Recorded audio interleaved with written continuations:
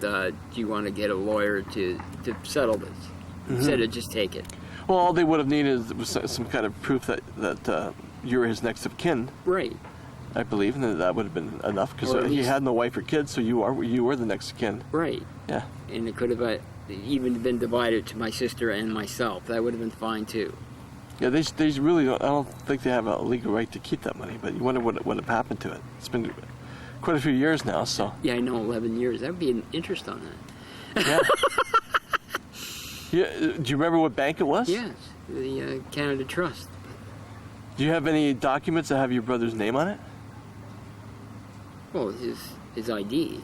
Well, theoretically, I mean, if you took the ID there, they should, on their computer, they should have a record of a bank account tied to that name. And, you know, I mean, it wouldn't just disappear. It would have to be in their archived records. Yeah, paperwork. Yeah. There has to be a paper trail to the honey. Yeah, there was this honey in the account. Yes. Yeah. And why would a phone call come to be saying that there was a substantial amount of money in the account? And then that was it. And they were so happy that he was dead, kind of thing. Well, if you know the bank, one thing I would do is write a letter to the president of the bank outlining this and ask him to look into it. That's at the Grantham Plaza, the Canada Trust. Yeah. And, you know, I mean, I wonder if it would be possible to look into it and just to see if there's anything to it. You know? Yeah. 11 years later, you're chasing after the And they cash. ask you, why didn't you come here 11 years ago? Say, well, because I didn't need it then. Yeah. I just wanted to know why you guys are allowed to keep this substantial amount of money, and when it could go to better use than you guys that are making millions on fees that you charge. Yes. For bullshit stuff. That's right. The bank charges fees, and they basically take advantage. Yeah. Of the working class. Even the ones that are trapped in cells. But yeah. For sure. And I remember when your brother passed away, and it was shortly after you had won the lottery, that you gave him this a very high quality funeral. Well, I figured that was the least I could do. After all the fighting and all the bullshit we went through, I guess all the fighting was love. I guess it had to have been love, because what else was it? I couldn't figure it out. There was no more. We were fighting even that night when I won. Night of the win. He had cash that had rolled under the bed, and he said he came running into the room, and he says, "Where did you put my money?" On the night that you won. 5,000, half about maybe 2,500 had rolled under the bed, and he had it in a roll, and he said, "You stole my 2,500." It was under the bed. And I says, "You know what? It really doesn't matter now," because I says, "Everything's good." He goes, "What's that supposed to mean?" And I says, "Everything's good." I says, "Don't ever have to worry anymore." He says, "What's that supposed to mean?" And he says, "Well," I said, "I finally fucking did it." I finally did it after all this bullshit, after all the fighting. So they've done it. I said, all I need from you to know is on Monday that you got $500 for the limo, and we get the fuck and have some fun. Did he believe you at first? No, I want to see it. I want to see the ticket. Oh, I've got to see the ticket. I've got to see the ticket. You're not seeing fuck all. I'm not showing you the ticket. I might show you the ticket, a little bit of it, but I'll hold it and show it to you. But I'm not going to let you see the ticket. No, because if he had it in his hand, and it's his. It's his. Right. You would have to execute him to Wouldn't get that it be back. awful? I know. That's almost what I would think. Yeah. Yeah, it would have to have been that way. Yeah. So anyway, so he went with that. And then he says, "You better not be bullshitting me. You better not be bullshitting, because this is $500 I'm laying out." And he said, "I'm laying $500 out here." And he says, "I don't want to fucking know this is bullshit." And I said, "Look, why the fuck would I do that?" I said, I've been an asshole quite a lot in life. I said, "Boat. It's an engine. Boat engine." He's really close to shore. And it's loud. Look at it. It's one of those $200,000 boats. So anyway, so I said, why would I bullshit about this? This is something that I wouldn't do. So I double checked the ticket, and I phoned Ontario Lottery Corporation, said that I had winner, and I I spilled off the numbers, and they says, "Yep, you got it." And I says, "I'll be in on Monday with a limo." And back then, you didn't have to go through It this. was 2 hours, and I had to check. 2 hours. None of Not this this background 4 checks months. and hiring private eyes. Right, yeah, And now it takes a couple weeks or a month to get the money. right. Yeah. So you. if And you- they accuse you almost of winning the money now. Yeah. Like, you have to have a receipt, and Oh, they treat you like a thief or you're something. a thief. Yeah. I'm really gonna fucking egg on them. Oh, for sure. That guy's far away. I know. Yeah, Wow. it's like 1,000 horsepower. Here, let me get a focus on this boat is it? that we're listening to. Look at it. There we Imagine go, that? there's the boat. That's like a sports car in the water. Imagine just pulling the throttle back and just opening that up. Oh, it must be nice. It must get like 5 miles to the gallon. Oh yeah, if he's lucky. So the life and times of Ronald Humphrey continues. So Ronald had the good fortune of winning the lottery, but due to I had it all planned too. It was all in the book of plans that I would. okay, so let me ask you, Ron, what was your original game plan? I mean, Game? other than placating your brother and giving him some money, The game plan was to buy the Mercury Marauder for $44,000 Okay, and to buy a house. a house. Simple as that. Yeah, It's that would either have been a for- good plan. I was going to get it up in Nickeltown because I could pick something up real cheap at $60,000, and go from that at that point. So it just fell out of your hands. Oh, fuck, it was terrible. it went every way that wasn't supposed to. It went. The bank should never have bothered me that day about putting it and locking it and doing all that stuff. That shouldn't have been done. It should have just been put into 5 accounts or even 8 accounts with $25,000 each in them. None of this locking something up. Forget about it. Because you can't think straight in 2 hours or an hour. I had to worry about him and get him home. Well, you're under a lot of pressure. Right. So I was worried about him. And then you had that limo driver giving you advice. Yeah, I'm wanting to see the check. Yeah. And they took your picture, and you went to the store, and you had some cake.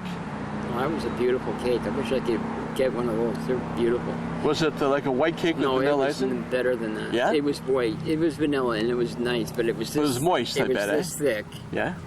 and it was layered, but it was the best icing I've ever tasted. No and the kidding. the best cake I've ever tasted. I love white cake. Well, this was really nice, and I had like a few pieces like this. Oh, you must have been and going crazy when you saw that cake. It was at the Avondale store. Yeah. Yeah, it was for everybody. But I just couldn't believe this beautiful cake, and it came from Hamilton. I don't Wow. know where? And there was a representative of OLG there, and he presented, was it like a check presentation with the pictures? No, No? just the fact that the cake and that it was sold at that Avondale on Carlton Street. No, they got some kind of a prize. He got a jacket or something saying that he sold.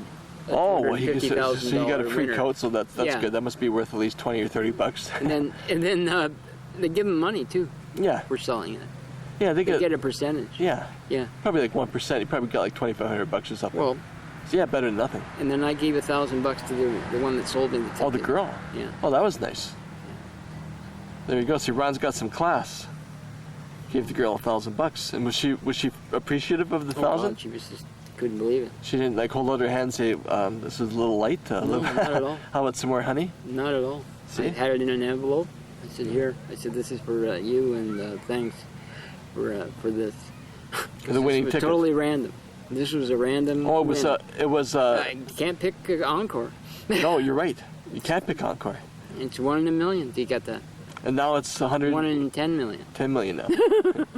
Yeah, they didn't want any more Ronald Humphreys winning. Yeah, they don't want any more of that happening. No, they said that once is enough for this guy. Yeah. But the winning the lottery is something that everybody dreams of, and at least you can say that you've experienced that, Ron. Experienced it. The right. vast majority of humanity will never win more than maybe $50 or $100. Yeah. Think about it. But the only sad thing is that it's the things that happened after it that occurred. You think everything would be peaches and cream, but it's not, because then you have people that you don't even know talking to you about money. It's fine if you knew them, but if you don't know them, who the fuck are you? Yeah. Especially when another one called from my brother in the United States, and she says, "Well, you owe me $25,000."